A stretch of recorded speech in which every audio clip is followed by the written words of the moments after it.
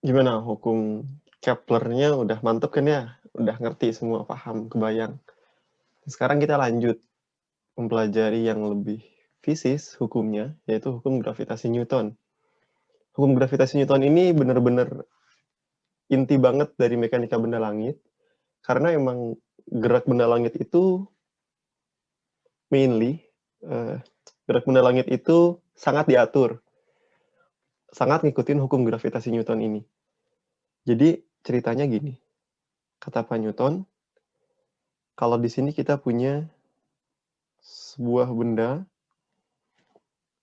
bermasa M1, terus di sini kita punya benda lain bermasa M2, dan mereka berdua ini terpisah antar pusatnya ya, bukan antar permukaan ke permukaan, tapi antar pusat benda 1 ke pusat benda 2 terpisah sejauh R, maka akan ada gaya tarik-menarik. Tarik-menarik. Kalau di gravitasi semua tarik-menarik gayanya nggak ada yang tolak-menolak kayak di listrik. Bakalan ada gaya tarik-menarik yang besarnya Fg, dan Fg akan bisa dihitung pakai rumus M1 M2 dibagi R kuadrat. Tapi dikaliin sebuah konstanta yang kita sebut sebagai konstanta gravitasi. Kalau kalian ingat-ingat, ini mirip banget sama persamaan gaya kolom ya. Kalau gaya kolom kan K, Q1, Q2 per R kuadrat. Mirip banget. Nah, konstanta gravitasi ini biasanya kita ambil nilai, pakai nilai 6,67 kali 10 pangkat min 11. Satuannya Newton meter kuadrat per kilogram kuadrat. Dan kalau kalian pakai konstanta gravitasi dengan nilai yang ini, maka besaran yang lain, itu semuanya harus SI, nggak boleh enggak. Karena ini kan satuannya SI ya, kalau nilainya segini. Jadi, gaya yang kalian dapat di sini, itu harus dalam Newton, atau kalau misalnya kalian masukin nilai gaya gravitasinya, berarti dia harus dalam Newton, masanya harus kilogram, jaraknya R harus dalam meter. Oke, ingat, R-nya bukan dari permukaan ke permukaan, tapi dari pusat ke pusat. Jadi kalau konfigurasinya kayak gini, benda satunya itu, benda duanya di situ, dan benda duanya di situ, ini jarak mereka enggak 0.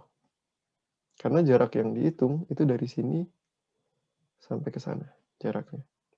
Meskipun permukaannya nempel. Ya karena R yang kita maksud di sini bukan jarak dari permukaan ke permukaan, tapi dari pusat ke pusat.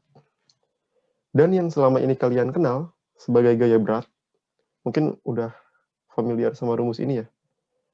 W sama dengan M kali G. Nah, ini sebetulnya si gaya berat ini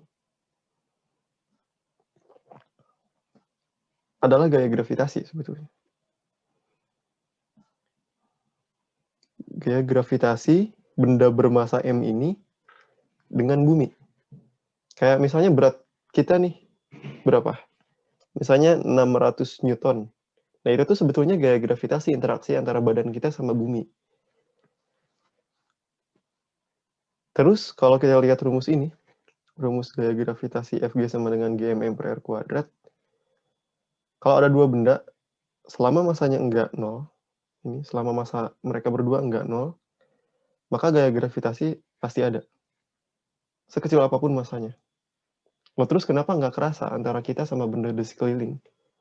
Soalnya ada konstanta gravitasi ini, yang bikin nilai gaya gravitasi ini kecil, untuk skala yang kecil kayak kita. Jadi sebetulnya antara kita sama benda sekeliling, sama pulpen ini, sama HP di samping kalian mungkin, sama buku-buku, sama gelas, air, dan semuanya, itu ada gaya gravitasi sama badan kita. Dan antara mereka pun ada gaya gravitasi. Cuma karena nilainya kecil banget, konstanta gravitasinya 10 pangkat min 11, jadinya nggak kerasa sama kita. Yang bisa kita rasain gaya gravitasinya cuma antara kita sama bumi aja. Dan itu terwujudkan yang sebagai sesuatu yang selama ini kita sebut gaya berat.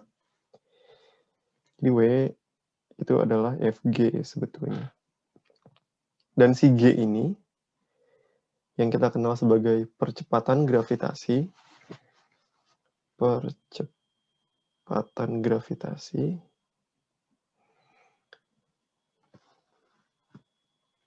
itu tuh dihasilkan oleh suatu benda. Maksudnya gini, kalau kita tinjau hukum 2 Newton kan, hukum 2 Newton. Hukum 2 Newton bilang kan F sama dengan M kali A ya. Di kasus kita yang sekarang adalah Fg.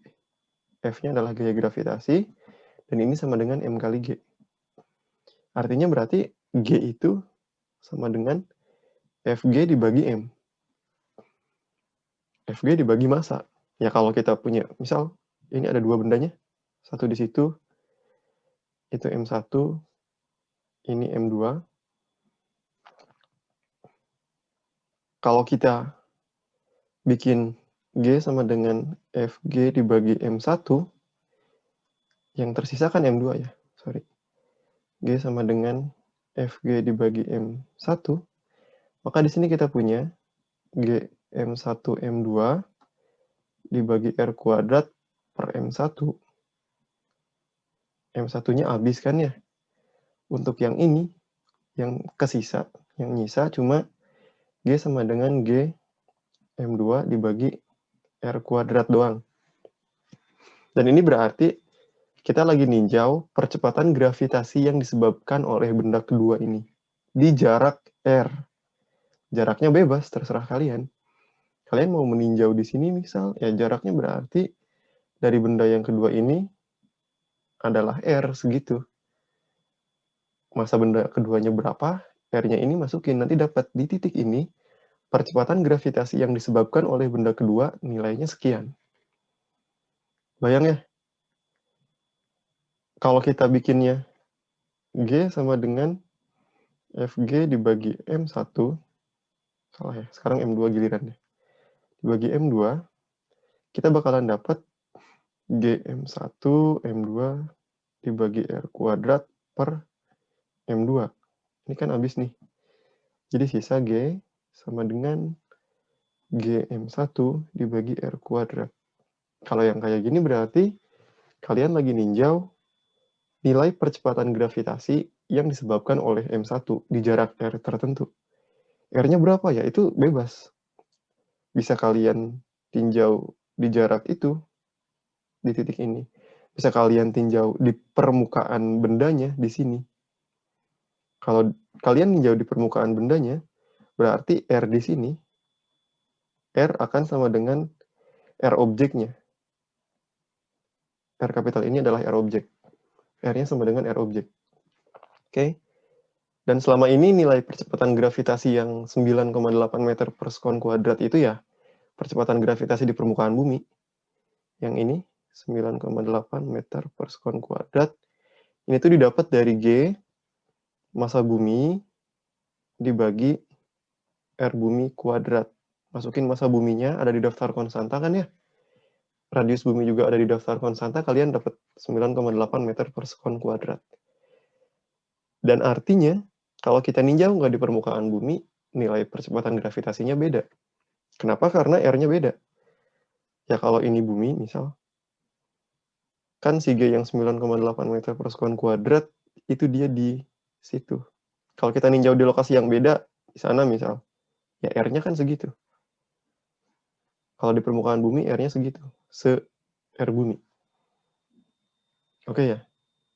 Jadi, ini tuh persamaan umum untuk ngitung percepatan gravitasi yang disebabkan oleh suatu objek, suatu benda bermassa. G sama dengan Gm per R kuadrat, ini persamaan umumnya. Berlaku untuk benda bermassa apapun. Bahkan kalian, badan kalian juga menghasilkan percepatan gravitasi sebetulnya. Dan si G ini, selain disebut sebagai percepatan gravitasi, kadang-kadang disebut juga sebagai medan gravitasi. Oke.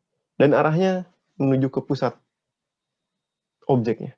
Kita kan di sini neranginnya nggak pakai vektor ya, nggak dalam bentuk vektornya. Jadi pahami aja bahwa arah dia selalu menuju ke pusat objeknya. Pun demikian dengan gaya gravitasi. Tadi kita di sini ngejelasinnya nggak dalam bentuk vektor.